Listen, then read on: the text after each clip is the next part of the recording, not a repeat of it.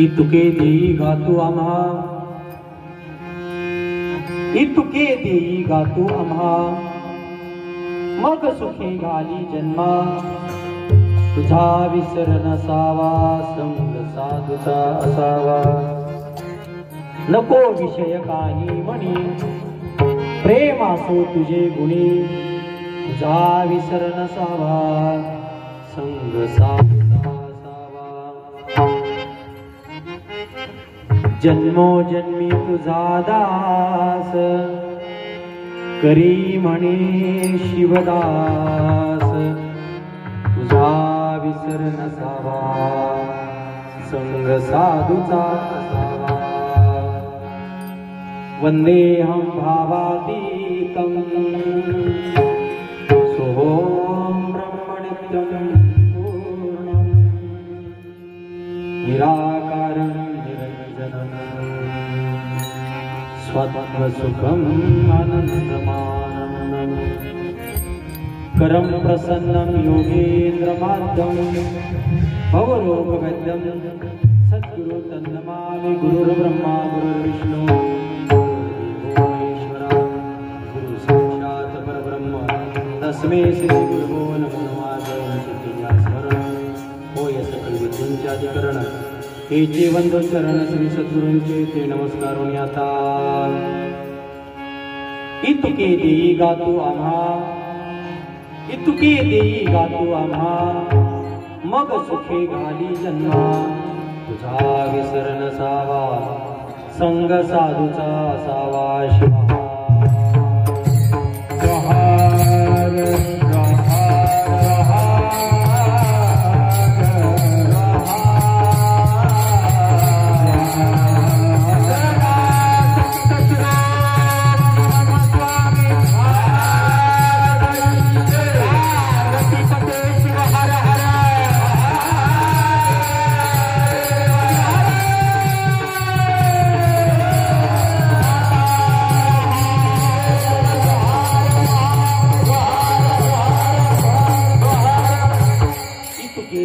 तू आम्हा मग सुखी घाली जन्मा, तुझा विसर नसावा, संग साधूचा असावा. प्रसूत प्राप्त प्रसंगी प्राप्त समयी श्री क्षेत्र भावताना या पंचकृषीमध्ये गेल्या अनेक वर्षापासून या शिवनामाची परंपरा चालत आहे, चालत राहणार आहे. प्रतिवर्षाप्रमाणे याही वर्षी शिवयोगी संत शिरोमणी मनमथ माऊली यांच्या जयंतीच्या उत्सवा दिनानिमित्त हा नाम यज्ञ सत्ता उभारला आणि बघता बघता सत्याचा समारोपीय दिवस आला आणि उद्या शेवट आहे. प्रतिवर्षाप्रमाणे याही वर्षी सप्ता आवर्जून गावकऱ्यांनी ठेवला. प्रत्येक वर्षी एक कीर्तनाची संधी मला देतात, याही वर्षी संधी मिळाली आणि त्यामुळे सर्वांचं ऋण व्यक्त करतो, ऋण निर्देश करतो. 7व्या दिवशीच्या चिंतनीय सेवेकरता निवडलेला संत श्रेष्ठ शिवदास महाराजांचा 4 चरणाचा मागणी पर प्रकरणातील अभंग शिवहार.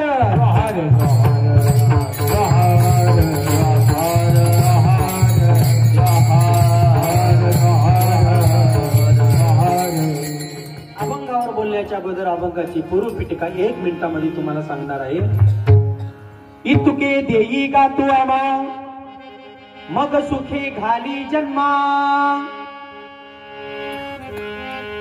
अभंगाच्या 4थ्या शब्दकोशामध्ये एक वाक्य प्रयोग माऊलीने केला. देगा गा गे माये रे हे शब्द आपुलकीच्याच जवळल्या माणसाला बोलले जातात. देगा कुणाला मागितलं? अनंत कोटी ब्रह्मांडाचा नायक, ज्याच्याकडे मागण्यासाठी काहीतरी आहे नव्हे, हे सर्वच त्याच आहे, अशा जवळ मागणी शिवदास महाराजांनी मागितलं. देई गा तू आम्हा, मग सुखे घाली जन्मा. आम्हाला सुखानं जन्माला घाल, कारण जन्माचंही आम्हाला टेन्शन नाही आणि मृत्यूचंही आम्हाला भय नाही. का? महाराज सांगून टाकतात, इतुके देई गा तू आम्हा, मग सुखे घाली जन्मा. का? तुझा विसर नसावा, संग साधूचा असावा. अरे बाबा, जीवनामध्ये तुझ्या नामाचा विसर नसला की संतांच्या संगतीचा प्रसंग कधी आढळून येत नाही. आणि एकदा जर कधी तुझ्या नामाचा विसर पडला तर दुष्ट दुर्जने खळ लोकांची संगती घडते. म्हणून माऊली म्हणतात, इतुके देई गा तू आम्हा, मग सुखी घाली जन्मा. आणि मग मागता मागता माऊली म्हणतात, या प्रपंचाचं मला आणखी काही नको आहे. अनेक मागणी प्रकरणातील अभंग सापडतात आणि त्यामध्ये माऊलीने सांगितलं, आम्हाला जन्म मृत्यूचं भय नाहीये. देगा देवा तुझा विसर नसावा, संग साधूचा असावा. आणि मग माऊली म्हणतात, जन्मोजन्मी. काय? हेच मागणं जन्मोजन्मी. मागण्याचा प्रसंग कोण आहे, कुणाजवळ आहे? संत श्रेष्ठ शिवदास महाराज मागतात. कोण आहे शिवदास? संप्रदायामध्ये अनेक शिवदास सांगून गेले, पण एक शिवदास तुम्ही निश्चयाने दृढ धरा. ज्या शिवदासाला समाधी घेताना माऊलीने नेकनूरला पाठवलं आणि सांगितलं, जा तू 1 किलो साखर घेऊन ये. आणि साखर जाऊन घेऊन येईपर्यंत माऊलीने समाधी घेतली. दुःख झालं, शोक करू लागला शिवदास.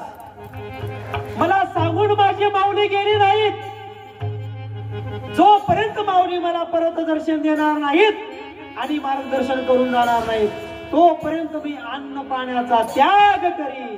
हा शिवदास नाविलाज झाला आणि परत माऊलीला समाधीतून जाग व्हावं लागलं.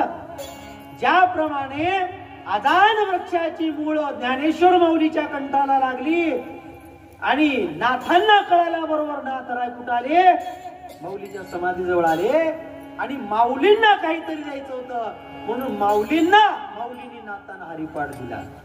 उद्धार केला जगाचा. तत्व त्या न्यायाप्रमाणे माऊली समाधीस्थ झाले पण शिवदासाला परत भेटण्यासाठी परत समाधीतून जागे झाले आणि संत श्री शिवदासाला म्हणू लागले, शिवदासा ज्ञानाला रडणं शोभत नाही. विद्वान लोकांना कुणीतरी गेला म्हणून दुःख करणं शोभत नाही, रडू नको.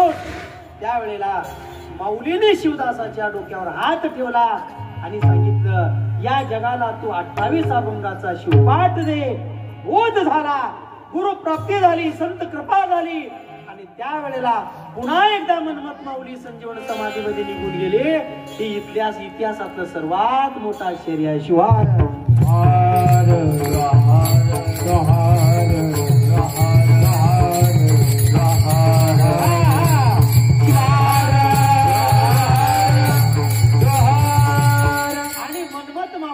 संत संगतीमध्ये लाभलेले हे शिवदास आहेत आणि हा त्यांचा अभंग आहे. अनुभव व्यक्त करतात. जीवन जगत असताना संत या अनुभवाची प्रचिती देत असतात.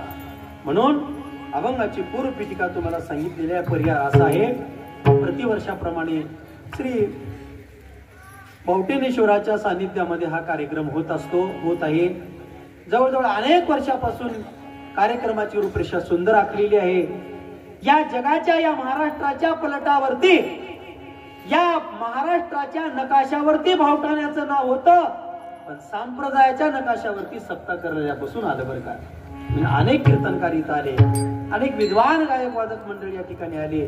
तुमच्या सर्वांचं स्नेह, प्रेम, आपुलकी आणि संप्रदायावर असलेली निष्ठा, श्रद्धा, प्रेम बघा. सर्वसामान्य कीर्तनकार भगवंताचं नामस्मरण करता करता त्यांना किती आदर निर्माण केला जातो.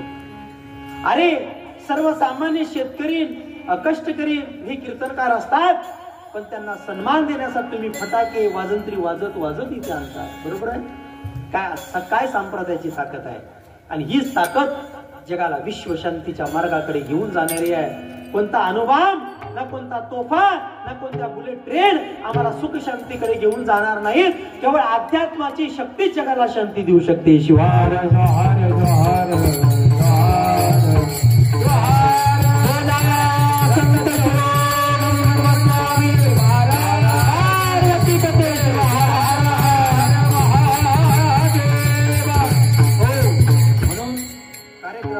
आवर्जून उपस्थितीसाठी असणारे सर्व गुणीजन गायक वादक मंडळी, त्याचसाठी मला या ठिकाणी निमंत्रित केले आदरणीय आमचे स्वामी महाराज, आदरणीय आमचे शिवभक्ती परायण आप्पा असतील, ही सर्व संप्रदायावर प्रेम करणारी गुणीजन गायक वादक मंडळी, आमचे शिवाभाऊ असतील, विजयकुमार महाराज असतील, आमचे कल्याणराव असतील, आमचे त्याचप्रमाणे बोळे बापडे सगळे उभारलेली भजनी मंडळ, तिकडे विनेकरी, पारेकरी, चोपदार, इकडे महिला भजनी मंडळ, पुरुष भजनी मंडळ, सगळ्यांच्या चरणावरती पुनश्च एकदा अभिवादन करतो, दंडवत घालतो आणि तुम्हा सगळ्यांच्या संत साक्षीच्या माध्यमातून 1 ते 1.25 तासाची चिंतनीय सेवेला भगवंताच्या चरणावर अर्पण करत असताना तुम्हा संतांच्या पायावरती नमस्कार करूया. नमस्कार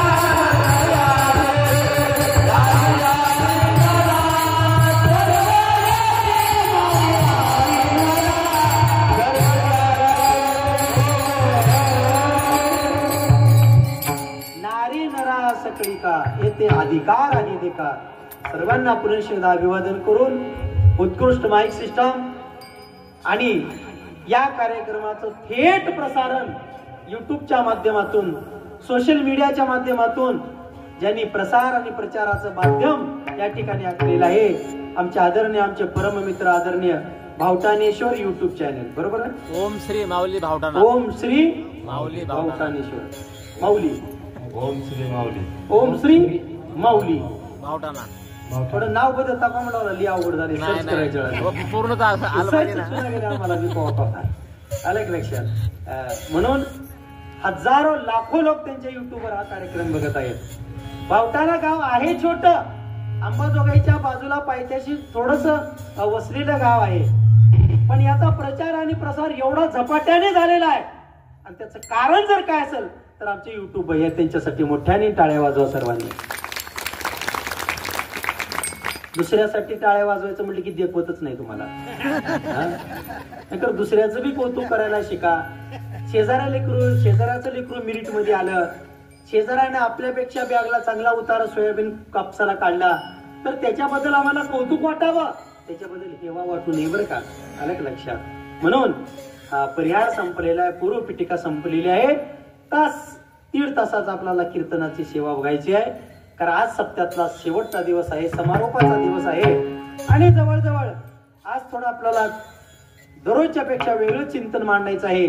दररोजच्या पेक्षा वेगळी सेवा करायची आहे. दररोजच्या पेक्षा वेगळं मागणं मागायचं आहे आणि ते मागणं मागत असताना थोडा कीर्तनाला उशीर जरी झाला तर तुम्ही कोणी कंटाळू नका कोणी आळस करू नका. आळस सिंक खोंकला आणि तेवढाच वेळ वाया गेला.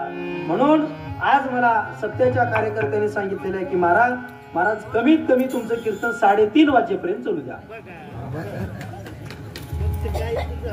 एकाच बाजारात टाळी वाजेला बघा बाकी कुणीच टाळी वाजली म्हणजे त्यांची कॅपॅसिटी 3:30 वाजेपर्यंत बसायची आहे. बरोबर आहे का पार. तुम्ही देखील वाजवले बरं का टाळी. किती वाजेपर्यंत संपवायचं कीर्तन इजू महाराज. 3:30. इजू महाराज आता तुम्हाला तर पेरणी अभंग मागणी प्रकरणातील आहे. अभंग कुणाचा आहे हा तुम्हाला कळालेला आहे. संत श्रेष्ठ शिवदास माऊलींचा मागणी प्रकरणातील अभंग आहे. ठीक आहे. या जगामध्ये संत ही एक जात होऊन गेली. कशी जात आहे ती संत आणि त्या संताची जात अशी आहे आणि ते संत या जगामध्ये आल्यानंतर करतात तरी काय काय सांगू आता संताचे उपकार किंवा संत या जगाला हवे. संत या जगाला संताची परोपकाराची भूमिका हवी आहे म्हणून संत अवतार घेतात. अवताराच्या राशी. ठीक आहे. या जगामध्ये संत ज्या वेळेला साधना भक्ती संप्रदायाचा वाढवा करतात त्यावेळेला संत एक दुआ मध्यस्थी. कशी मध्यस्थी आहे. जीव आणि शिव हे कधीच एक होत नाही. त्यांना एक करण्यासाठी कोणीतरी एजंट हवा असतो. एजंट. ठीक आहे. तुम्ही बाजारामध्ये जा जनावरांच्या बाजारामध्ये तिथं गेल्यानंतर थोड्या आवाजाला क्लिअरिटी करा की गोगरा बेस कमी करा ट्रबल द्या. Hello check. हॅलो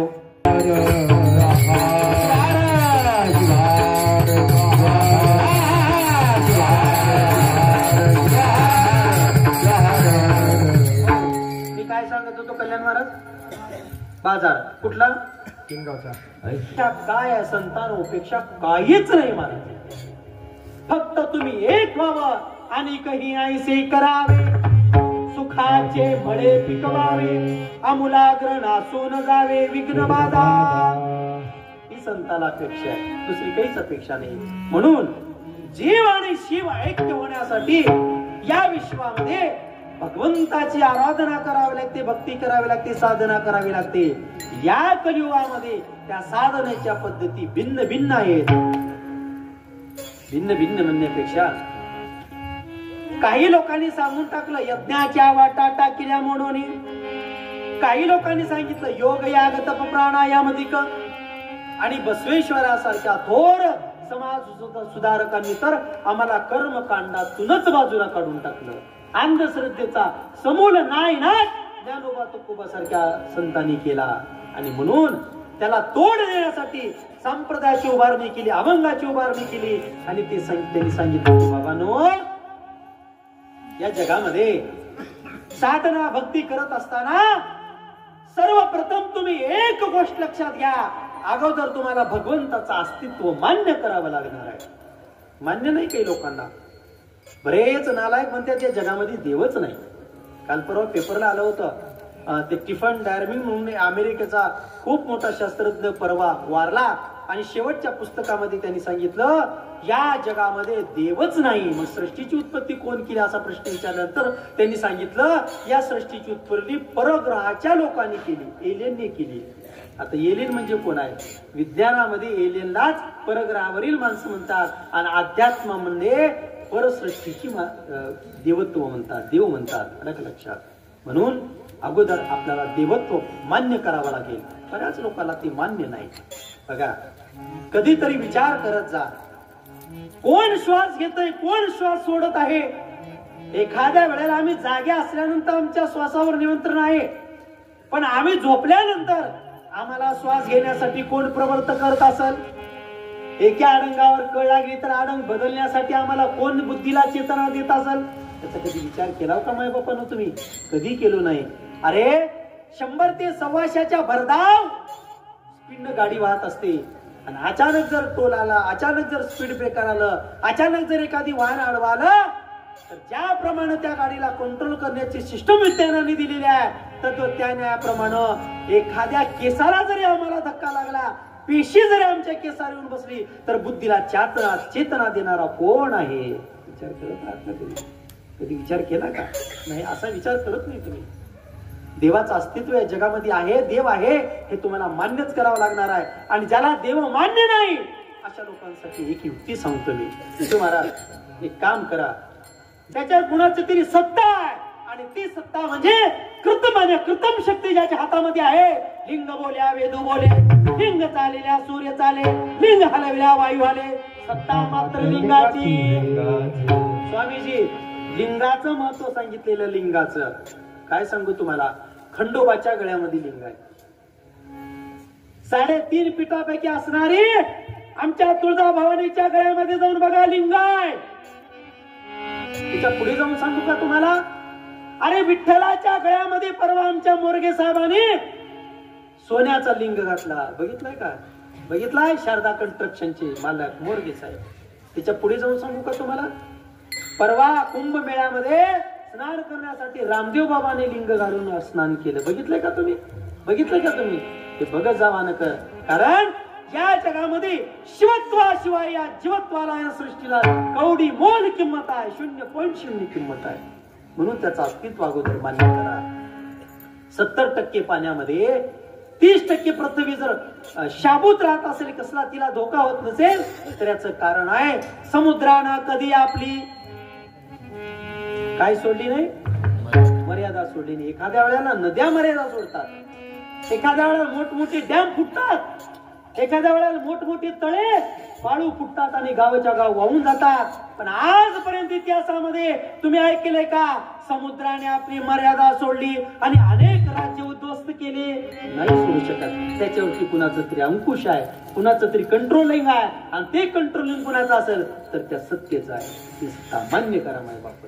म्हणून त्या शिवत्वाला प्राप्त होण्यासाठी, त्या भगवंताचा प्रसाद प्राप्त करण्यासाठी या जगामध्ये जन्मभर त्याची साधना उपासना करावी लागते, भक्ती करावी लागते. आणि ती भक्ती केल्यानंतर त्या भक्तीची फलश्रुती, त्या भक्तीचा प्रसाद, त्या भक्तीचं पसायदान देण्यासाठी 7 दिवस सेवा केल्यानंतर 7व्या दिवशी संध्याकाळी या भोळ्या बाबड्या लोकांना मागण्याचा अधिकार प्राप्त झाला. आणि मग शिवदास माऊलीला भगवंत म्हणू लागले, माऊली मागा मागा, काय मागायचंय मागा. त्यावेळेला संत श्री शिवदास माऊली म्हणू लागले, देवा आम्हाला काही मागायचं नाही. जर मागायची वेळ आली तर त्याच्यामध्ये शब्द टाकला, मागू नये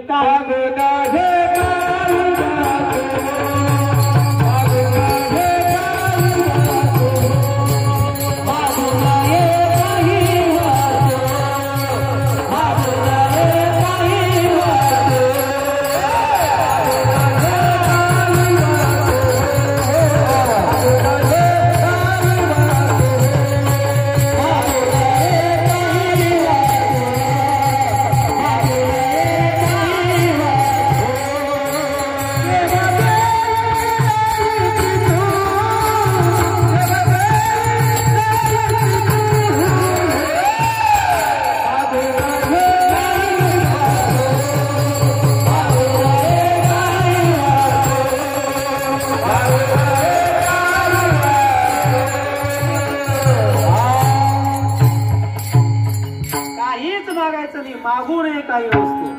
किती आनंदित बघा संत. कधीच काही देवाकडे त्यांनी मागितलं. सुख जरी आलं आणि दुःख जरी आलं तर आनंदाने तिची साधना करत राहिले. त्याच्याकडे कधी घरानं केली नाही. महिला मंडळ एक प्रश्न विचारतो तुम्हाला, लवकर येऊ द्या, जगामध्ये देवाकडे काहीच मागायचं नाही.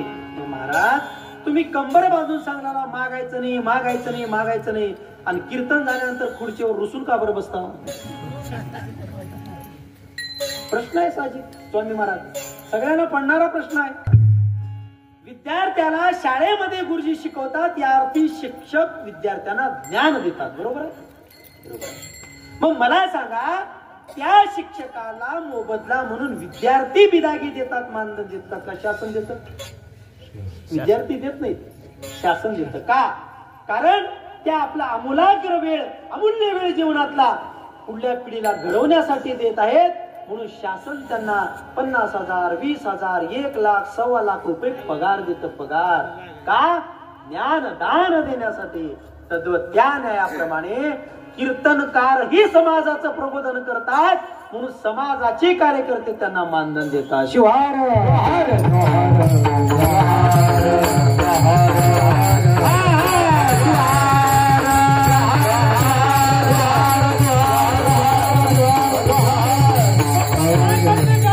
इथं मागायचं नाही, तसं नाही महाराज. एक ठिकाणी आमच्या संतांनी सांगितलेलं आहे, भक्ती करू का पोट भरू, सांगा मी काय करू. परमार्थाचं जर काम करत असाल, संप्रदायाचं जर काम करत असाल तर मागा, अवश्य घ्या, पण काही अंशाने सूट द्या. चला ठीक आहे, 2 गोष्टी सांगतो. आता तुमच्या या सभागृहामध्ये काही आमच्या महिला भगिनी स्वयंपाकाला लागलेल्या आहेत उद्याच्या, बरोबर आहे? तयारी लागलेल्या आहेत. आता उद्याचं काय नियोजन आहे मला सांगता का? स्वीट मध्ये काय निश्चय केला, मागायचंच नाही. आणि मागायची जर वेळ आली, त्या वेळेला त्यांच्यावर जर ती बिकट वेळ आली तर संत देवाकडे मागून मागून मागतात. तर काय अभंगाचं पहिलं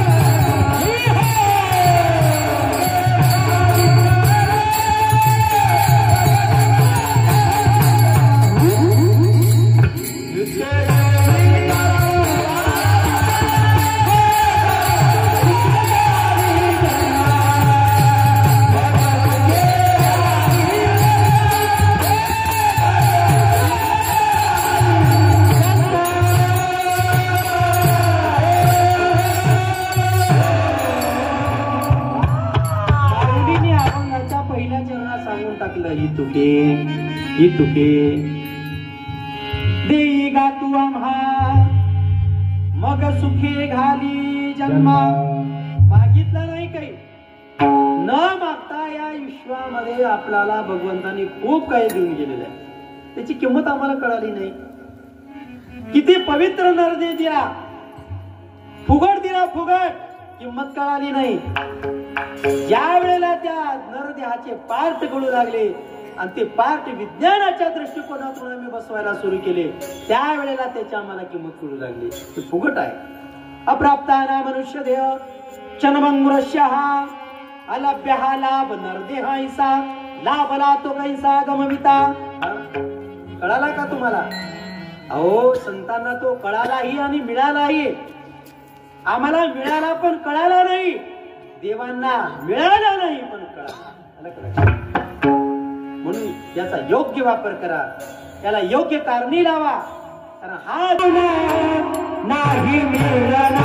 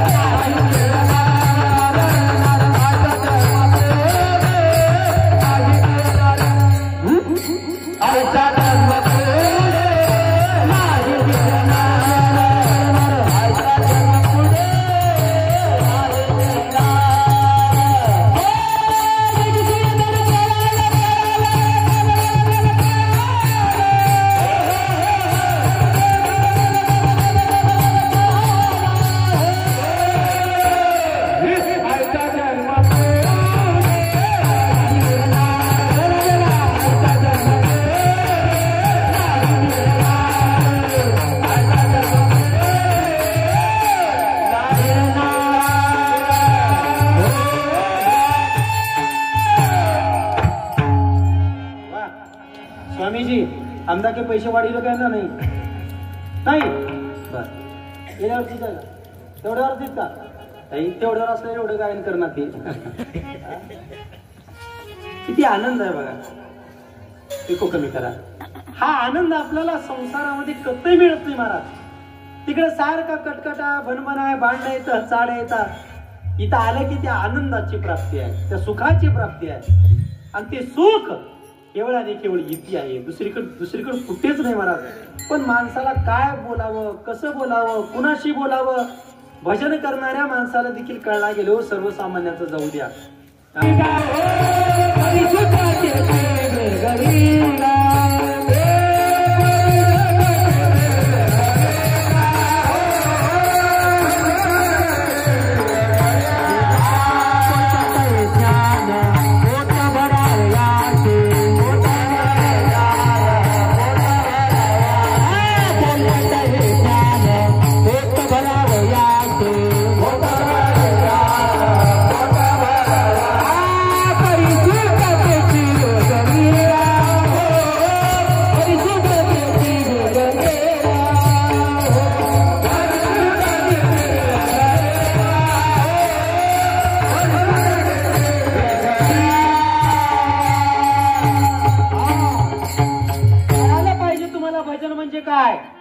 कळायला पाहिजे तुम्हाला सप्ताह म्हणजे काय. आणि या सप्ताहातून सगळे उत्तमातले उत्तम गुण अंगीकृत केला तर तो बघताय, नाहीतर नाही महाराज. 7 दिवस वाया गेले, 7 दिवस झोप मोडली. एसटीने प्रवास असतो आमच्या कीर्तनकारांचा. आले त्यावेळेस संतांनी सांगितलं आम्हाला काही नको आहे, द्यायचंच असेल तर मला वारंवार जन्म दे. इतुके देई गा तू आम्हा मग सुखे घाली जन्मा. मागून मागून काय मागितलं? जन्म मागितला. जन्म. या जन्माचो अनेकांना भय आहे. 9 महिने 9 वर्षाचा गर्भवास, त्यात वेगवेगळ्या कठीण प्रक्रिया आहेत. आणि ती कठीण प्रक्रिया प्राप्त झाल्यानंतर माणूस दुःखाने जन्म घेतो. आणि ही जन्म वेळोवेळेला ऋषी मुनींनी त्याग केलेला आहे. नको महाराज, आम्हाला जन्म नको आहे, आम्हाला मृत्यू नको आहे, आम्हाला मोक्ष हवा आहे. मोक्ष. मुनी मुक्त झाले भिने गर्भवासा आमा शिवदासा भय कैसे. आणि माऊली आणि मन्मथ माऊलीच्या भाषेमध्ये जर सांगायचं असेल तर माऊलीने देवाकडे मागून मागून काय मागितलं बघा. शिवयोगी संत शिरोमणी मन्मथ माऊलीला विचारलं, माऊली तुम्हाला काही पाहिजे का मागून घ्या.